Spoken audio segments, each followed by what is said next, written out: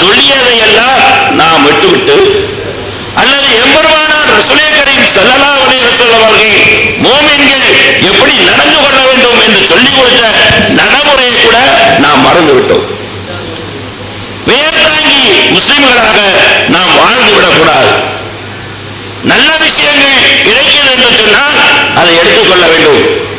எனக்கு ஒரு ஹதீஸ் நினைவுக்கு வருகிறது. நான் இமாம்களில் அம்லிக் இமாம் அவர்கள் ரசூலுல்லாஹி ஸல்லல்லாஹு அலைஹி வஸல்லம் ரவுலா ஷரீஃபில் வைத்து தன்னுடைய மாணவர்களுக்கு பாடம் நடத்தி கொண்டிருக்கிறார்கள். அப்படி நடத்தி கொண்டிருக்கிற நேரத்தில் ஒரு மாணவர் கேட்கிறார், இமாம் அவர்களே, நீங்கள் கற்றுத்தருகின்ற பாடத்தை நாங்கள் ஏற்றுக்கொண்டு நடைமுறைப்படுத்திக் கொண்டிருக்கிறோம். நீங்கள் சொல்லியதை விட ஒரு நல்ல ஆதாரம் கிடைத்தால் நான் எதை நடைமுறைப்படுத்துவது என்று கேட்கிறார்கள்.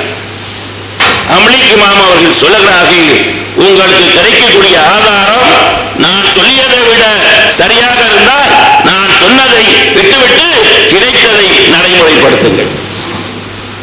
இன்றைக்கு இருக்கிறோமா? இமாம்கள் என்ன சொல்லுகிறோமோ அதை செய்கின்ற அளவில் இருக்கிறோம். இமாம்களை நான் குறை சொல்லவில்லை.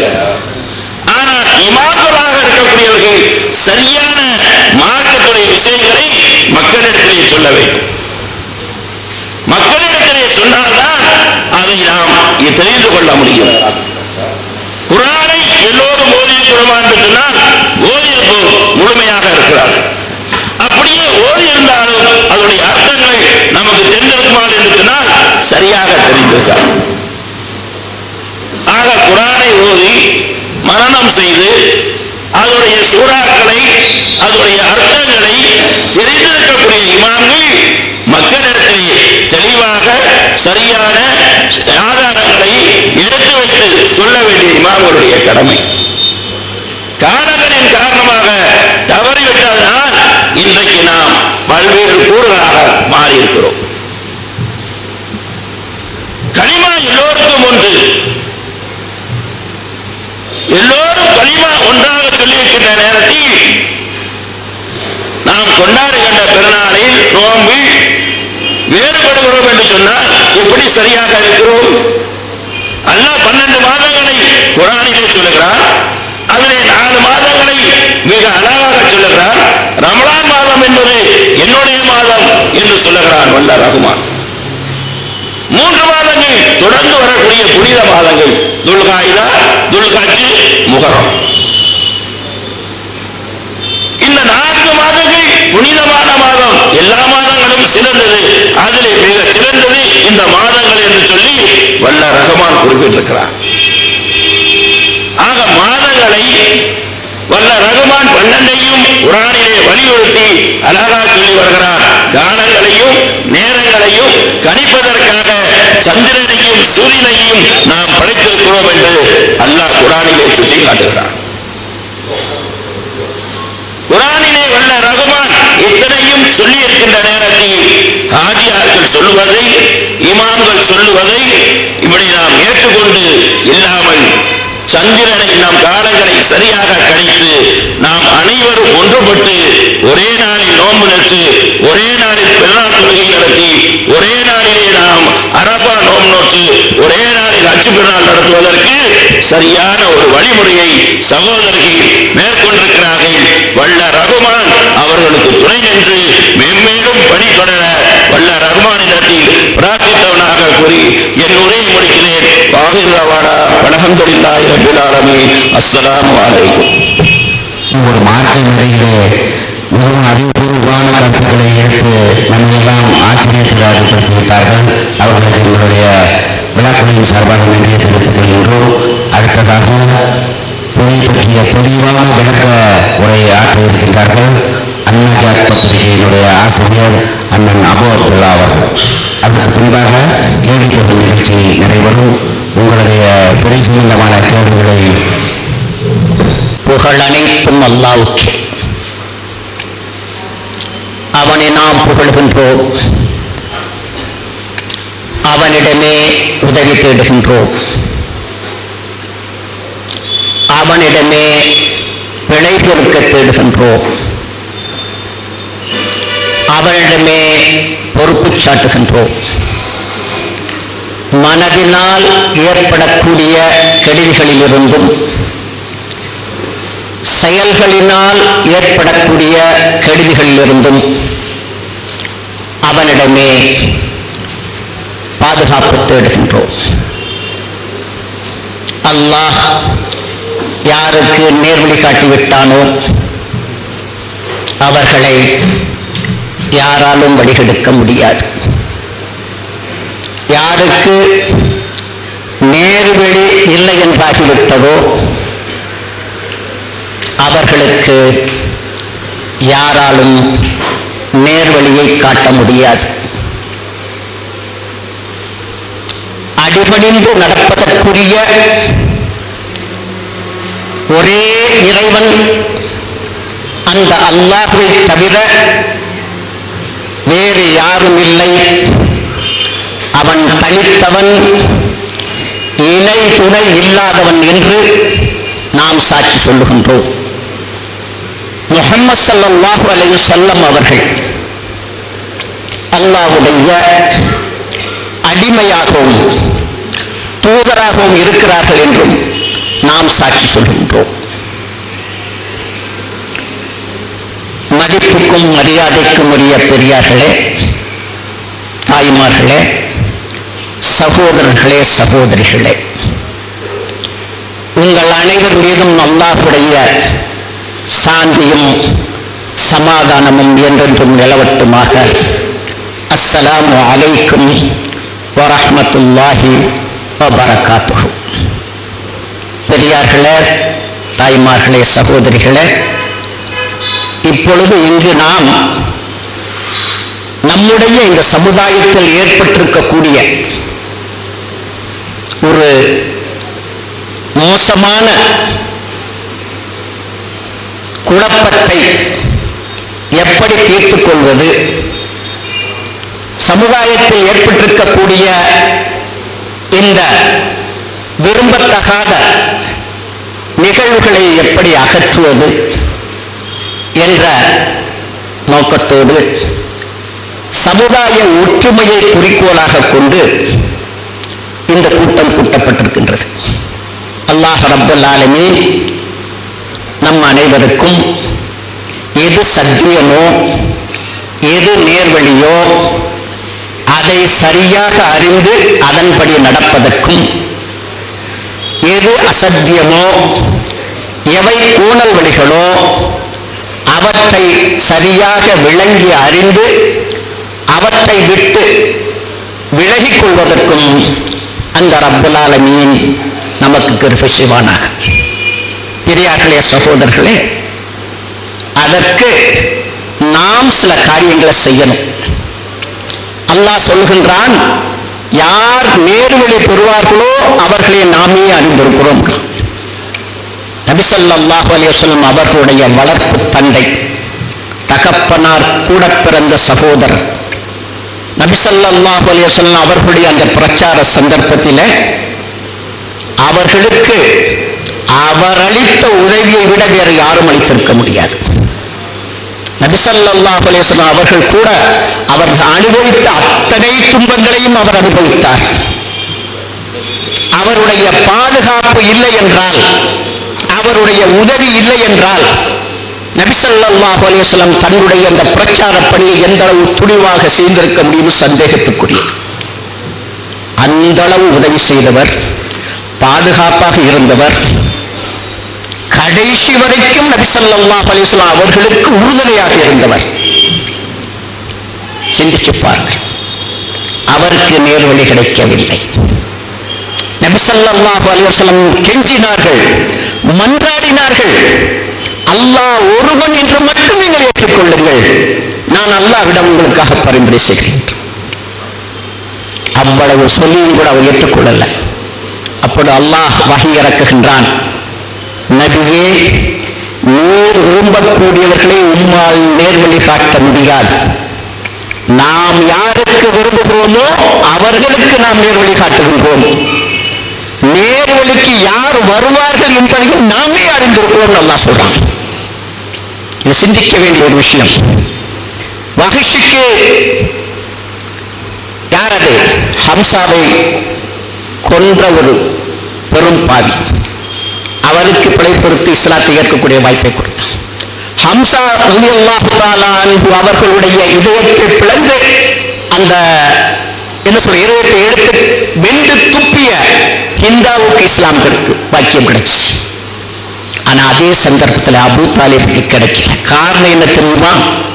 நீங்கள் எல்லாம் நன்றாக உங்களுடைய உள்ளத்தில் உறுதியாக எடுத்துக் கொள்ளுங்கள். அவருடைய எண்ணம் தன்னுடைய முன்னோர்கள், தன்னுடைய தகப்பன், பாட்டன், பூட்டன் எந்த மார்க்கத்தில் இருந்தார்களோ அதில் இருக்க வேண்டும் என்ற அசையாத நம்பிக்கை தான் அவரை வழிகெடுத்தது. நன்றாக புரிந்து கொள்ளுங்கள்.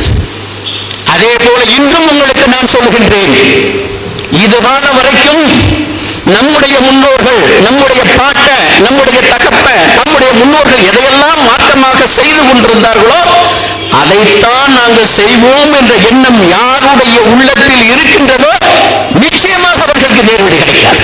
நான் சொல்ல, குர்ஆன் சொல்றான் அல்லாஹ், முதலில் நம்முடைய உள்ளத்தில் எது நேர்வழியோ, எது சத்தியமோ அதை அறிந்து அதன்படி நடக்க வேண்டும் என்று ஒரு ஆர்வமும் ஒரு எண்ணமும் இந்த உள்ளத்தில் ஏற்பட வேண்டும். அதற்கு என்ன வழி தெரியுமா? நன்றாக விளங்கிக் கொள்ளுங்கள். இங்கே நீங்கள் அமர்ந்திருக்கிறீர்கள். உங்களுக்கு மத்தியில இந்த பிறை விஷயமாக பலதரப்பட்ட கருத்துக்கள் இருக்கலாம். சிலர் கண்ணால் பிறையை பார்த்துத்தான் தீர்மானிக்கும் எண்ணத்தில் இருக்கலாம். சிலர் எங்கிருந்தாவது செய்தி வந்தாலும் ஏற்றுக்கொள்ளலாம் என்று இருக்கலாம். சிலர் நம்முடைய வீட்டு வாசலிலே பிறை தெரிந்தால்தான் ஏற்றுக்கொள்ளணும் என்ற நம்பிக்கையில இருக்கலாம்.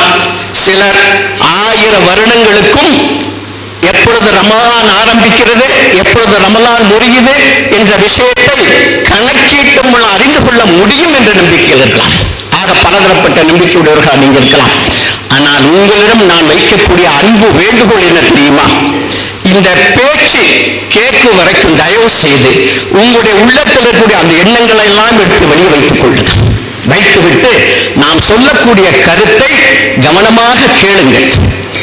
அதன் பின்னர் அதை பரிசீலனை செய்யுங்கள். அதாவது தமிழிலே திருக்குறள் சொல்வார், எப்பொருள் யார்வாய் கேட்பினும் அப்பொருள் மெய்ப்பொருள் காண்பது அறிவு. இதுதான் அறிவாளியுடைய செயல். அல்லாஹ் குர்ஆன்ல சொல்றான், என்னுடைய நல்லடியார்களுக்கு நன்மாராயம் கூறுங்கள், அவர்கள் சொல்லை கேட்டு அதில் அழகானதை பின்பற்றுவார்கள், அவர்களே நேர்வழி பெற்றவர்கள். 39வது அத்தியாயத்தினுடைய 18வது வசனம். அப்ப அந்த அடிப்படையில் நீங்கள் எல்லாம் இப்பொழுது என்ன செய்யணும் சொன்னா, ஏற்கனவே உங்களுடைய உள்ளத்தில் எந்த கருத்து இருந்தாலும் தயவு செய்து எடுத்து வெளியே வச்சிருக்க.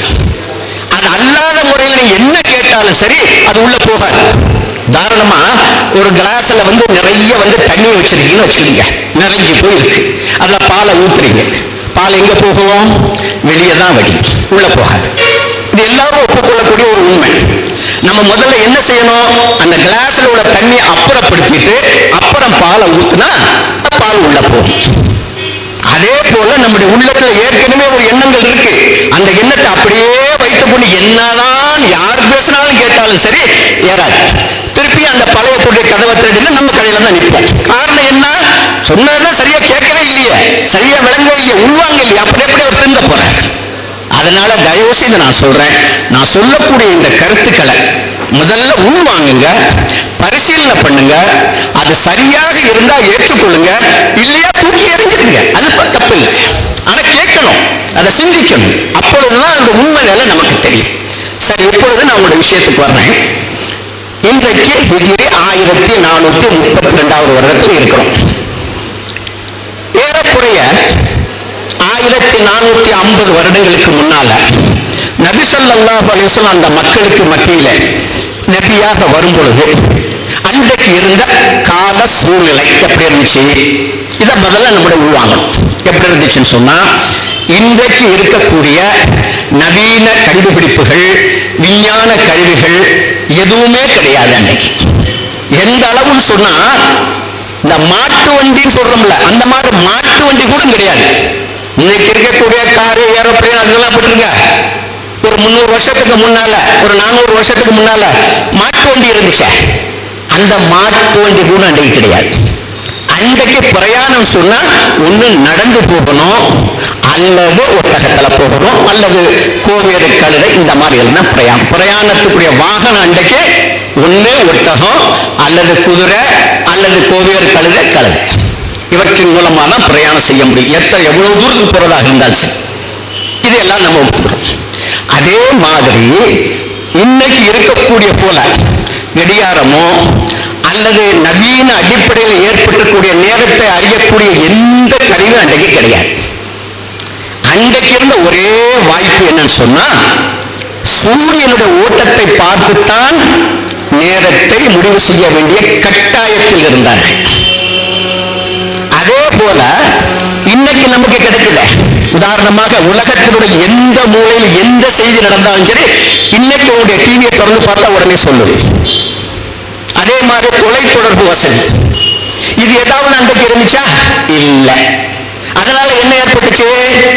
யாராவது வெளியூர்ல மூத்தா போனா, உதாரணம் மதீனாவுல மூத்தா போனா மக்காவுக்கு எப்ப தெரியும்? யாராவது முயற்சி செய்து அங்கிருந்து வந்து சேர்ந்தாதான் தெரியும். ஒரு 10 மைலுக்கு பக்கத்தில் உள்ள ஊர்ல உள்ள செய்தி கூட தெரியாது. இப்ப நம்ம மதுரையில் இருக்கோம், திண்டுக்கல் இருக்கக்கூடிய செய்தி கூட வாய்ப்பு இல்லை. உங்களுக்கு எல்லாம் ஒத்துக்கொள்ளக்கூடிய சமாஜம். அந்த மாதிரி வசதி வாய்ப்புகள் கிடையாது. அதே போல அன்றைக்கு உள்ள சூழ்நிலையில இந்த சூரியனுடைய இயக்கம் எப்படி இருக்கின்றது, சந்திரனுடைய இயக்கம் எப்படி இருக்கின்றது, பூமியினுடைய இயக்கம் எப்படி இருக்குன்னு தெரியாது மக்களுக்கு. இன்னும் சொல்ல போனா 700 வருடங்களுக்கு முன்னால எழுதப்பட்ட ஒரு கிதாபு இன்னைக்கு அரபி மதரசாக்கள்ல கற்றுக் கொடுக்கப்படுகிறது. சஷ்ஷிப்பு அஃப்லாக், ஜியாகிரபி, பூமி சாஸ்திரம். அதுல என்ன எழுதப்பட்டிருக்குன்னு சொன்னா, பூமியை சூரியன் சுற்றி வருகின்றது, பூமி தட்டையாக இருக்கின்றது. இதுதான் எழுதப்பட்டது. இன்னை வரைக்கும் மதரசாவில் அதான் சொல்லி கொடுத்துட்டு இருக்காங்க. அப்ப அன்றைக்குள்ள அறிவு அவ்வளவுதான். 700 வருஷத்துக்கு முன்னால, 1400 வருடங்களுக்கு முன்னால குர்ஆன் சொல்லுது அதை. ஆனால் அதை கிரகித்து அறியக்கூடிய அளவுக்கு அன்றைக்கு மக்களுக்கு அந்த அளவு அறிவு நுட்பம் இல்லை. அப்ப நல்ல விளங்கி கொள்ளுங்க. அன்றைக்கு மாதத்தை கணக்கிட பிறையை பார்ப்பதை தவிர வேறு வழி கிடையாது. நேரத்தை அறிவதற்கு சூரியனுடைய ஓட்டத்தை பார்ப்பதை தவிர வேறு வழி கிடையாது. தொலைதூர தகவலை ஆள் மூலமாக பெற முடியுமே அல்லாமல் வேற வழி கிடையாது. இப்படிப்பட்ட சூழ்நிலையில் தான் அன்றைய மக்கள் வாழ்ந்து கொண்டிருந்தார்கள். சரி, அடுத்த இன்னொன்னு நீங்க பார்க்கணும். எப்படின்னு சொன்னா, உதாரணமா நம்ம ஊரை வச்சு பேசுவோம். அன்றைக்கு ஒரு 1000 வருஷத்துக்கு முன்னால கணக்கு பார்க்க நேரத்துல திண்டுக்கல்ல பெருநாள் கொண்டாடுவாங்க பிறைய பார்த்து. ஆனா உங்களுக்கு அது தெரியாது, தெரியக்கூடிய வாய்ப்பு கிடையாது. அதே மாதிரி எந்த ஊர்ல பிறை பார்த்து நோன்பு வச்சாலும் சரி, பிறை பார்த்து நோன்பை விட்டு பெருநாள் கொண்டாடினாலும் சரி, பக்கத்து ஊர்ல நடக்கிறது ஒரு 10 மைலுக்கு அப்பால் உள்ளவங்க தெரியக்கூடிய வாய்ப்பே கிடையாது. ஆனா இன்னைக்கு அதற்கு நேர் மாத்தமா இன்னைக்கு உலகத்தினுடைய எந்த பகுதியில எந்த நிகழ்வு நடந்தாலும் உடனே அறியக்கூடிய நிலை. சரி, அடுத்தாப்புல இன்னொரு முக்கியமான விஷயத்தை நீங்க கவனிச்சு கொள்ளுங்க. அன்னைக்கு உள்ள சூழ்நிலையில ஒரு ஊரை எடுத்துக்கிடுங்க, மதீனாவை எடுத்துக்கிடுங்க, மக்காவை எடுத்துக்கிடுங்க. மக்காவை இருந்தாலும் சரி, மதீனாவா இருந்தாலும் சரி, ஒரே நாளில் தான் பிறை பார்ப்பார்கள், ஒரே நாளில் தான் நோன்பு ஆரம்பிப்பார்கள், ஒரே நாளில் தான் நோன்பை விட்டு பெருநாள் கொண்டாடுவார்கள். அந்த மக்களுக்கு மத்தியில அந்த மாதிரி எந்த ஒரு மாறுபட்ட நிலையும் கிடையாது. இன்னைக்கு எடுத்துக்கிடுங்க, இன்னைக்கு எப்படிப்பட்ட நிலை இருக்கிறோம்? இதே மதுரையில செவ்வாய்க்கிழமை பெருநாள் கொண்டாடு இருக்கிறார்கள், புதன்கிழமை பெருநாள் கொண்டாடு இருக்கிறார்கள், வியாழக்கிழமை பெருநாள் கொண்டாடு இருக்கிறார்கள். இதே நீங்க பார்த்துக்கிட்டு இருக்கீங்க. இதை விட இன்னும் பெரிய மோசமான நிலை, தகப்பன் வியாழக்கிழமை அதாவது புதன்கிழமை கொண்டாடி இருப்பான், மகன் புதன்கிழமை கொண்டாடி இருப்பான், இன்னொருத்தர் வியாழக்கிழமை. குடும்பத்துக்குள்ளேயே ஒரே குடும்பத்தில் அண்ணன் ஒரு கட்சி, தம்பி ஒரு கட்சி, தகப்பன் ஒரு கட்சி, மகன் ஒரு கட்சி. இப்படிப்பட்ட கோலங்களை நீங்க பாக்குறீங்க.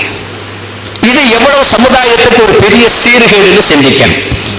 அதே போல அன்னைக்கு சில சந்தேகங்கள் ஏற்பட்டுச்சு. அதற்கு விவரத்துக்கு தான் இதை சொல்றேன். அன்னைக்கு என்ன சந்தேகம் ஏற்படுத்தி தெரியுமா? மாதம் 29 முடியும், 30 முடியும். இது ஆரம்பத்துல இருந்தே தெரிஞ்ச விஷயம். அன்னைக்கு ஒரே ஊர்ல உள்ள மக்களுக்கு மத்தியில் என்ன சந்தேகம் வந்துச்சு தெரியுமா? ஒரு கோஷ்டி சொல்லும் 29 முடியுது இந்த மாசம் சொல்லி, இன்னொரு சாரார் சொல்லும் இல்ல நீ சொல்றது தப்பு 30 முடியுதுன்னு பார்ப்போம். அப்ப 2 கோஷ்டி வந்துருச்சு. ஒன்னு 29ங்குது, இன்னொன்னு 30ங்குது. இதை எப்படி தீர்க்கிறது? நல்லா செஞ்சீங்க இந்த இடத்துல.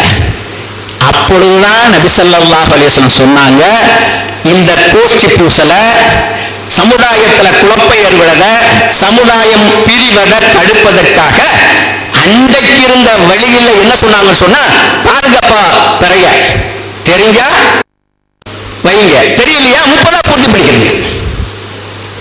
நல்லா புரிஞ்சுக்கிடுங்க. கண்ணால பார்க்கணுங்கிறதுக்கு சொல்லப்பட்டதல்ல இது. இன்றைய சில சொல்வது போல கண்ணால பார்க்கிறதை வலியுறுத்தி சொல்லப்பட்ட விஷயம் இல்ல. இந்த 2 கோஷ்டி சண்டை போட்டுக்கிட்டு இருக்காங்க. ஒரு சாரார் 29ங்கிறாங்க, இன்னொரு சாரார் 30ங்கிறாங்க. இந்த பிரச்சனை எப்படி தீர்க்கிறது? அதுக்குள்ள அன்றைக்கு இருந்த ஒரே வழி பிறைய பாருங்க, தெரிஞ்சா ஆரம்பிக்க, இல்லையா 30 பூர்த்தி பண்ணுங்க. இதுதான் அன்றைக்கு சொல்லப்பட்ட விஷயம். அதே போல ஒருத்தர் சொல்றாரு இன்னைக்கு இது பிறைங்கிறாரு, இன்னொருத்தர் 2ஆம் பிறகு 3ஆம் பிறகு. சந்தேகம் வந்துருச்சு, குழப்பம் வந்துருச்சு அவங்களுக்கு மத்தியில. அப்ப இந்த குழப்பத்தை எப்படி தீர்க்கிறது? அந்த குழப்பத்தை தீர்க்கிறதுக்காகத்தான் வேண்டி இப்னு அப்பாஸ் ரலியல்லாஹு தஆலா அன்ஹு எந்த தினத்தில் பார்க்கிறீர்களோ அந்த தினத்தின் பிறை சொன்னார் ஒழிய 2ஆம் பிறை 3ஆம் பிறைன்னு சொல்லல. அதற்கு தவற எந்த இரவில் பார்த்தீர்கள் மொழிபெயர்க்கிறாங்க, தவறு அது. எந்த தினம் பிறை இரவுக்கு மட்டும் உள்ளதல்ல, ஒரு நாளுக்குரியதான் பிறை. அப்ப எந்த நாளில் பார்க்கிறீர்களோ அந்த நாளுக்குரிய பிறை அது. பிரச்சனை தீர்த்தாங்க. நல்லா புரிஞ்சுக்கிடுங்க. அதே மாதிரி அது சம்பந்தப்பட்ட இந்த பிறைய கண்ணால பார்க்கணுங்கிறதுக்கு எதையெல்லாம் இவர்கள் ஆதாரமாக வைக்கிறார்களோ அத்தனை விஷயங்களும் அத்தனை ஹதீஸ்களும் அன்றைக்கு அந்த மக்களுக்கு மத்தியில் ஏற்பட்ட சச்சரவை, பிளவை, குழப்பத்தை தீர்ப்பதற்காக சொல்லப்பட்டது அல்லாமல் கண்ணால் பார்ப்பதற்கு முக்கியத்துவம் கொடுத்து சொல்லப்பட்டது அல்ல.